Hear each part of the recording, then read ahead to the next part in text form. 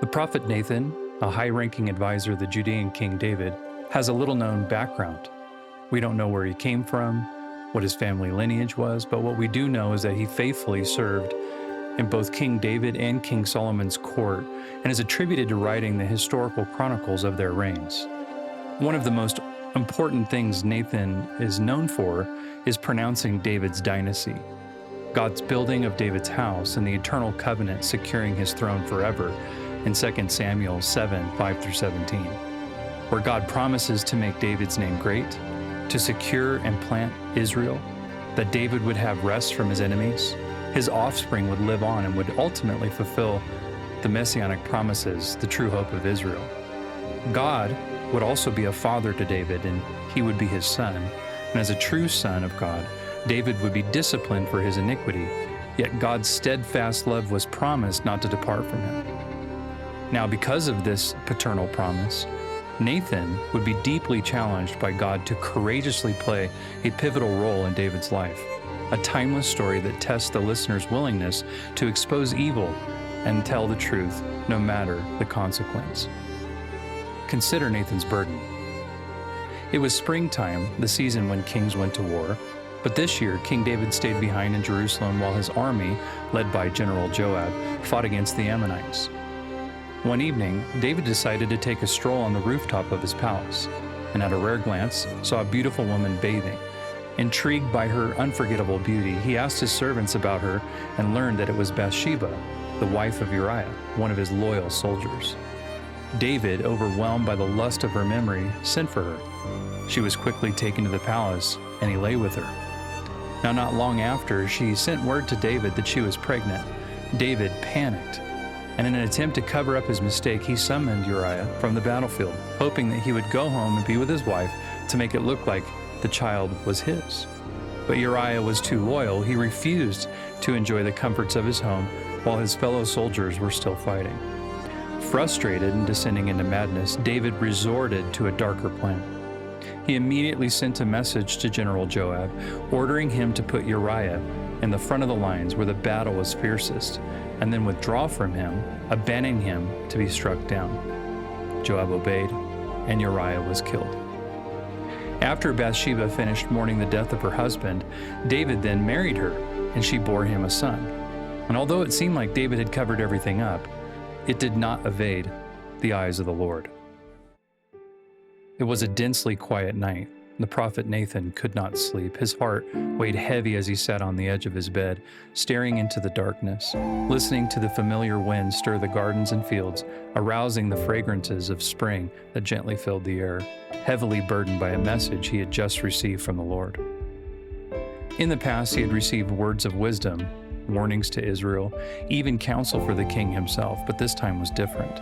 This time, the message was alone for the king, and it was not a word of favor. Did he hear right? Had the king gravely sinned? Of course, Nathan heard the whispers in the palace halls. But who could fathom that the king, who seemingly had it all and was covered by the Lord's blessings, degrade himself in such a way?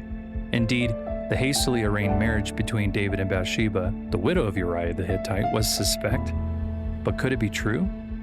It only seemed that the king was doing an honorable thing for one of his most favored soldiers. Well, as clear as one could imagine, the word of the Lord answered, "Nathan, David has despised my word. He took another man's wife, shedding innocent blood to cover his sin. Now go and tell him what he has done and warn him of my judgment." Terrified, Nathan clenched his fist and cried out, "Confronting a king, a warrior king no less? David isn't just a ruler. He's a man who has led armies, slayed tens of thousands, giants even, and rules with renowned authority. In your name, Lord. What if he loses his temper? What if he silences me as he silenced Uriah? Although I heartily approved of the project, you, Lord, refused to let him build you a house because of the blood on his hands."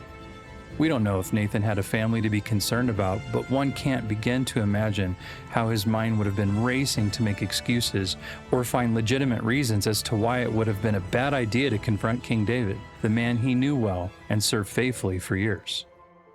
He had no choice. A prophet did not choose his messages. God demands perfect obedience to his law word.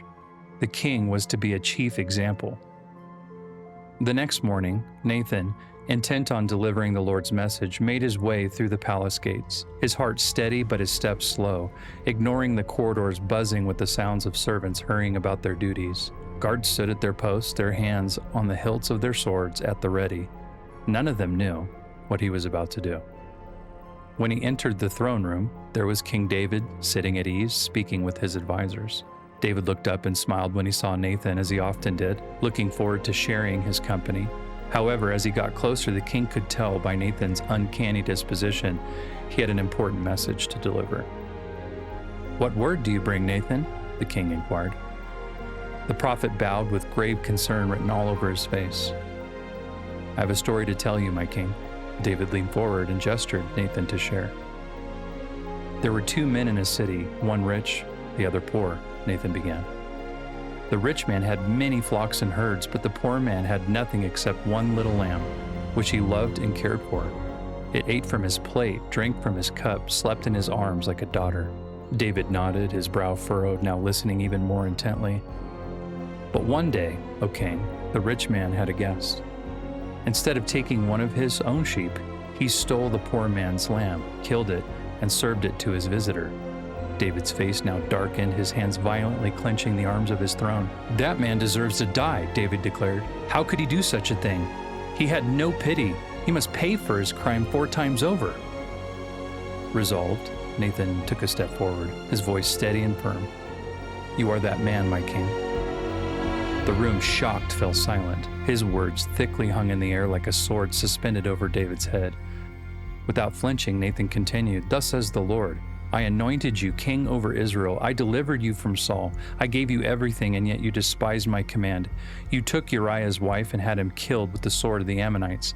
Because of this, trouble will rise against your house. The sword will never depart from you." The full weight of his sin flooding over him, King David's face turned pale as he sank in his throne. His lips parted, but no words came out. Unmoved, Nathan watched as his heart pounded out of his chest. Despite the risk, he had done what the Lord had commanded. He had spoken the truth, but how would the king respond? Instead of rage immediately ordering Nathan's execution, David's shoulders slumped and his eyes filled with tears. "I have sinned against the Lord," he faintly uttered, enough for Nathan to hear. Although gravely fearing this moment, Nathan quietly gasped, not realizing that he had been holding his breath the entire time as it escaped his lips. He could see that God had prepared the king's heart. "The Lord has put away your sin. You will not die," Nathan said, "but the consequences of your actions will remain." The prophet then rose, turned, and left the throne room, his steps slow but sure. Although terrified, Nathan had done what was right. Courage is not the absence of fear. It's obeying God despite it.